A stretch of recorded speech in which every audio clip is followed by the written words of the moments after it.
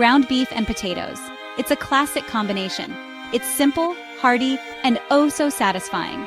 Picture this: a chilly evening, the aroma of savory ground beef filling your kitchen. You're craving comfort food, something that warms you from the inside out. This recipe is your answer. The best part? It's ready in under an hour. Perfect for busy weeknights when you need a delicious, hassle-free meal. This isn't just a meal, it's a time saver. No complicated steps, just pure, simple goodness. Let's get cooking. Now let's talk ingredients. You'll find most of these already in your pantry. We're keeping it easy.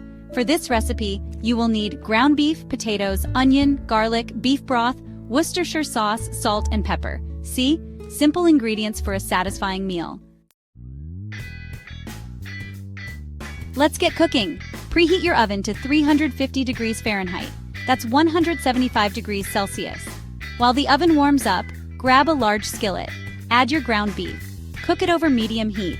Make sure to crumble the beef as it cooks. Now, add your chopped onion and minced garlic to the skillet. Cook until the onions are soft. Drain any excess grease. Add your potatoes to the skillet. Pour in the beef broth.